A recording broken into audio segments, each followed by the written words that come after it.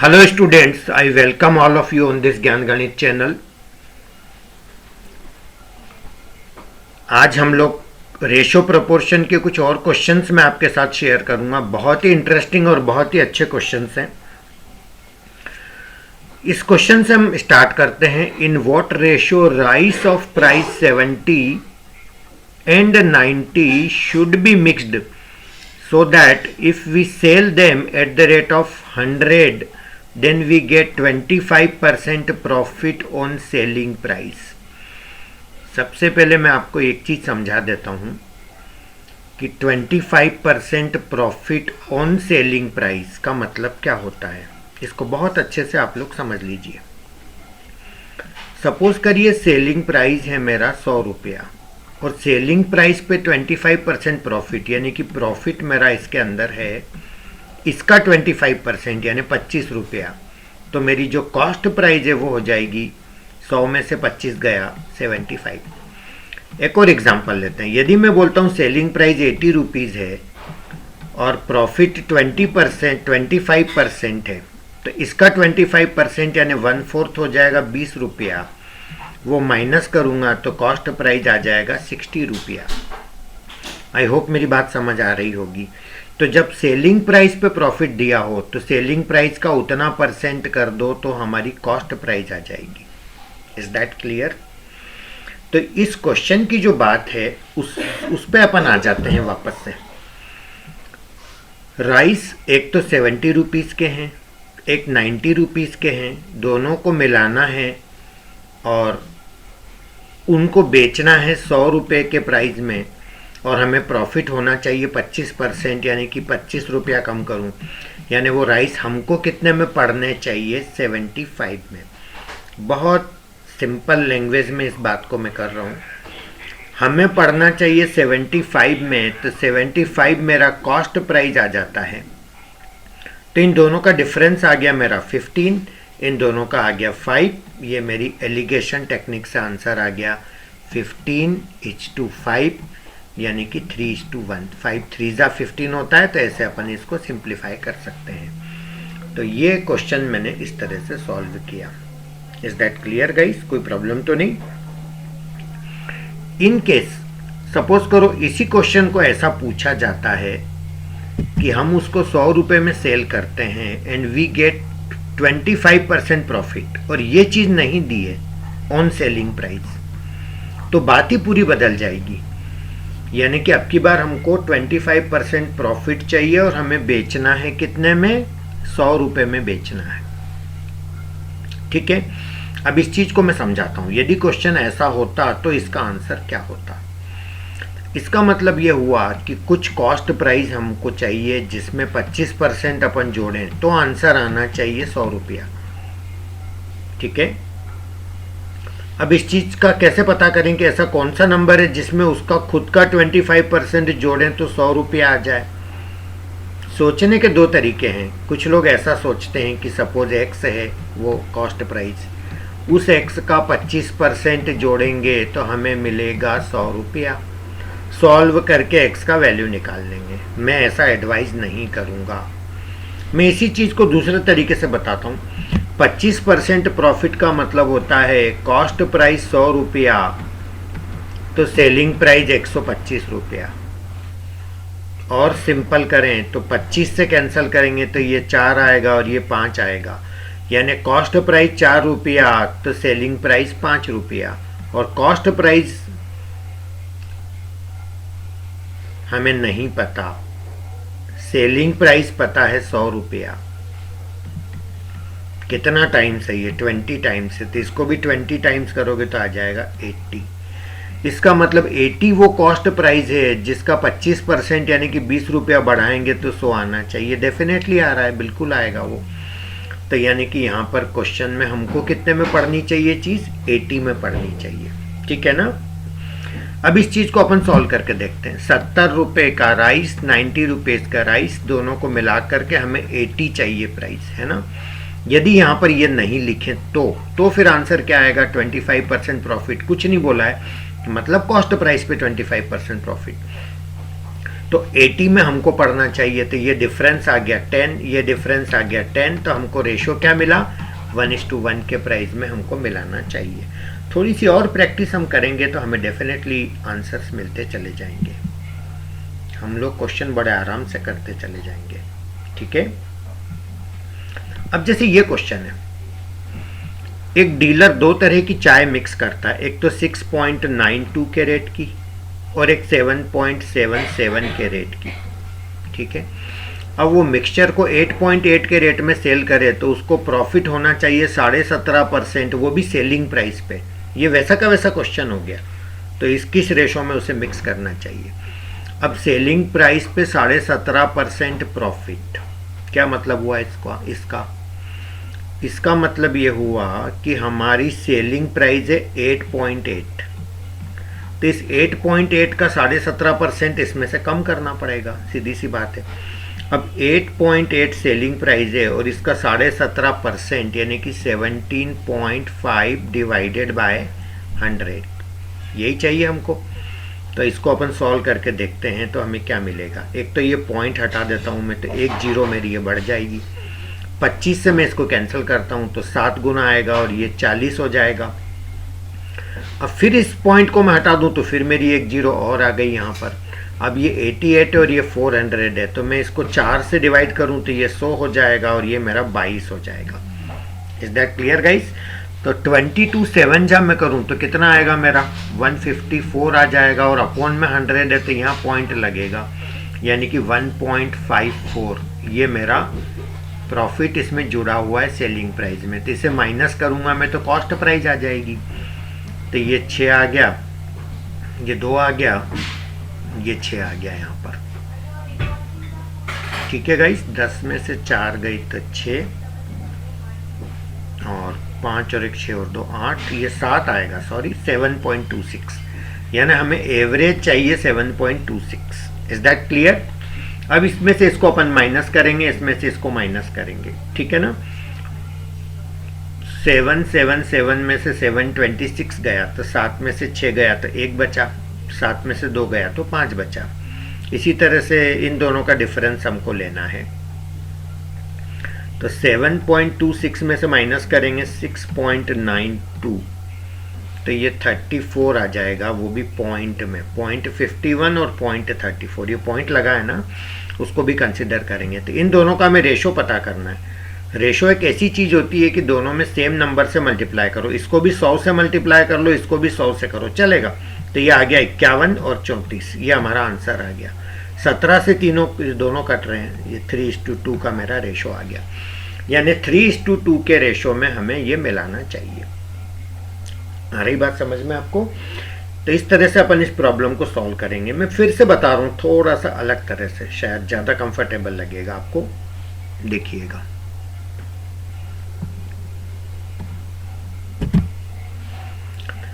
Selling price पे 17.5% हमें profit होना चाहिए। तो इसका मतलब ये हुआ कि मैं सेलिंग प्राइस यदि मान लेता हूँ 100 रुपया, तो मेरा जो प्रॉफिट होगा वो होगा 17.5 रुपया। यदि मैं सेलिंग प्राइस 200 रुपये मान लेता हूँ तो मेरा प्रॉफिट हो जाएगा 35 रुपया, इसका double. Yes no, is that clear. कोई प्रॉब्लम नहीं होनी चाहिए इसके अंदर। और यदि मैं सेलिंग प्राइस 8.8 मान लेता हूँ तो मेरा ये कॉस्ट प्राइस आ गया 165, है ना, 200 माइनस 35। और यदि ये 8.8 है तो ये कितना होना चाहिए, ऐसा करके भी अपन निकाल सकते हैं इस चीज़ को, ठीक है। अब ये सपोज करो x होना चाहिए, तो हम इसको कैसे कंसिडर करें, कैसे इसको, अच्छा ये दोनों को और भी सिंप्लीफाई कर सकते हैं अपन। 200 और 165 5 से कैंसिल हो जाएगा, 40 33। Is that clear. फिर ये 40 divided by 8.8 equal to 33 divided by x, ऐसा भी करके आप x निकाल सकते हो, वही चीज़ आएगी। आई होप बात समझ आई होगी। आप चाहें तो इसे चेक भी कर लें, आपको ये ठीक लगे तो आप ऐसा कर सकते हैं, पहले वाला मेथड ठीक लगे तब वैसा यूज़ कर सकते हैं। Is that clear guys. कोई प्रॉब्लम नहीं होनी चाहिए। चलिए आगे बढ़ते हैं।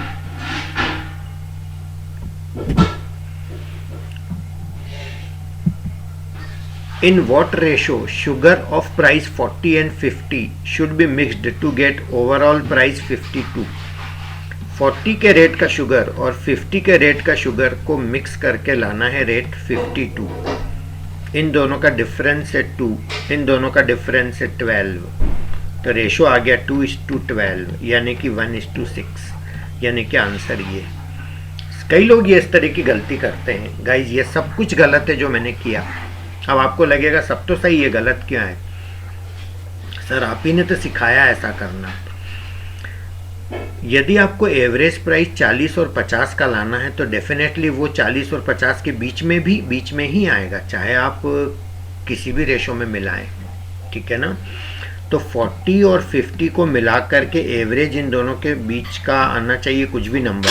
तो यहाँ 52 तो इससे बड़ा है, मतलब ये तो स्टोरी पॉसिबल ही नहीं है, तो आंसर आ जाएगा नॉट पॉसिबल, ठीक है। तो आंसर आ जाएगा नन ऑफ दीज, ठीक है ना।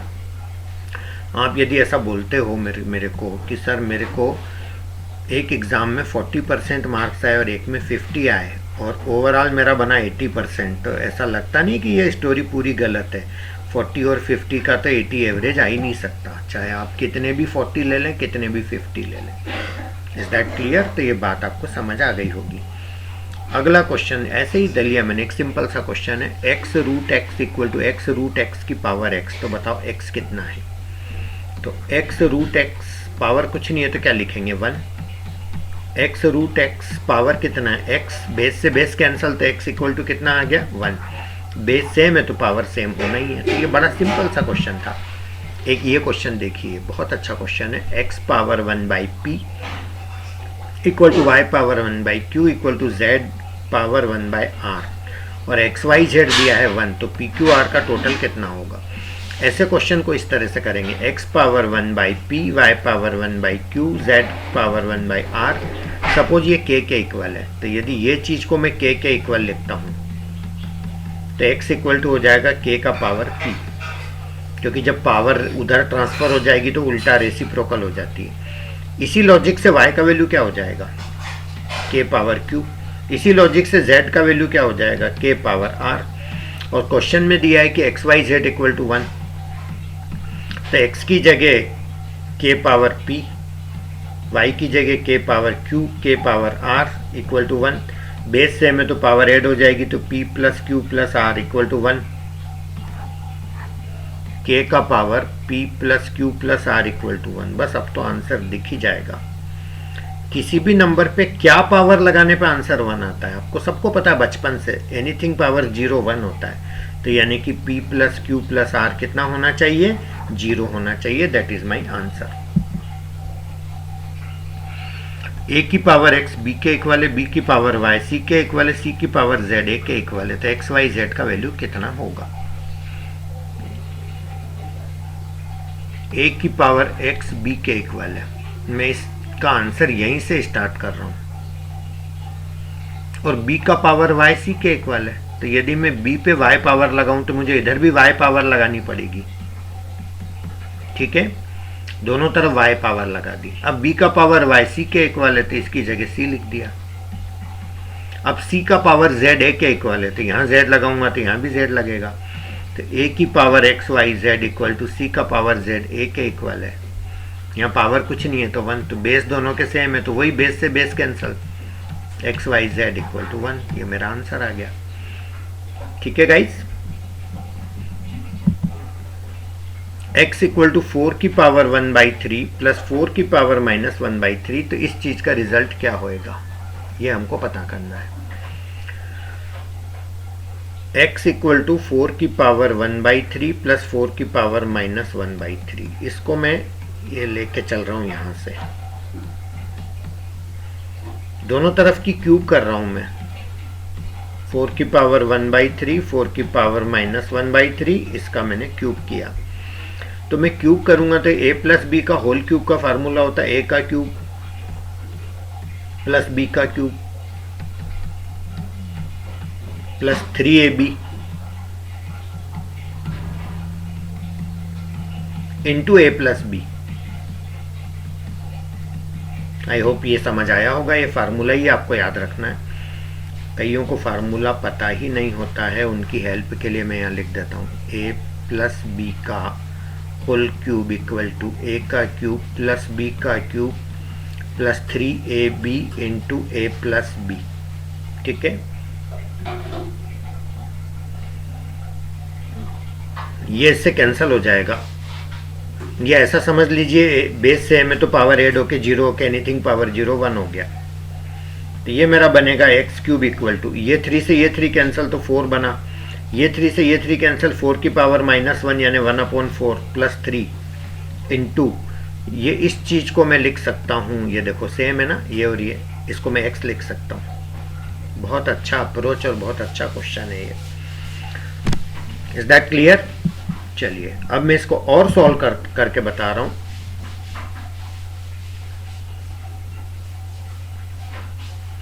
X cube equal to 4 plus 1/4 को सॉल्व करेंगे तो आ जाएगा 17/4 प्लस 3x।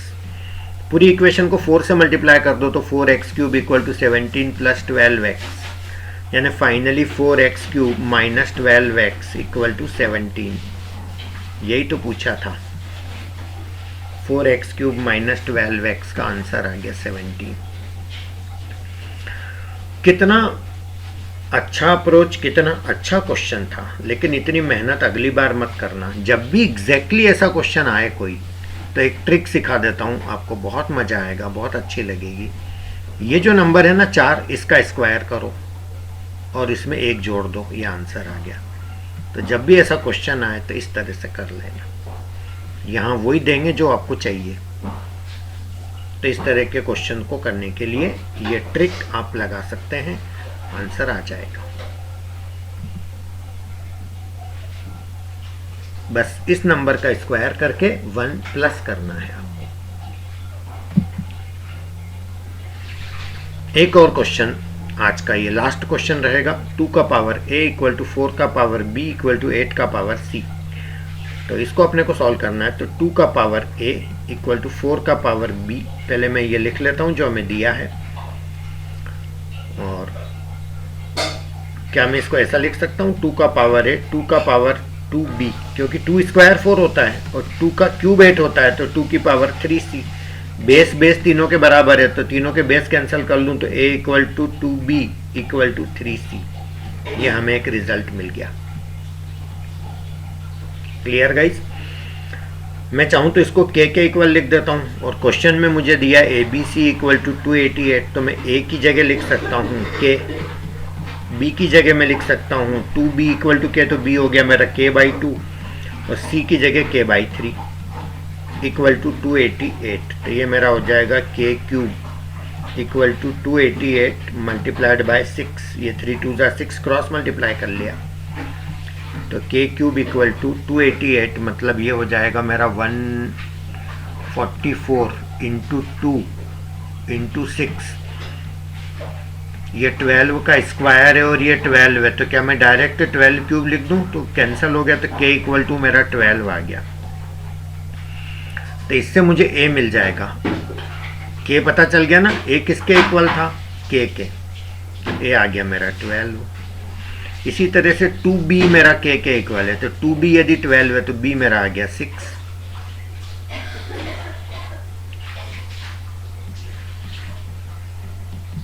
और 3c मेरा 12 है, तो c आ गया 4। बस ये वैल्यू आप यहाँ पुट कर देंगे तो आपको आपका आंसर मिल जाएगा। ठीक है गाइस? 1/2a। अब a 12 है तो 2a कितना हो गया? 24। 1/4b, b यदि 6 है तो 4b हो गया 24, और 1/8c, तो c मेरा है 4, 8c हो जाएगा मेरा 32। Now you can simplify this and you can get the answer. I hope this whole funda is clear to you. Thank you so much. Have a nice day.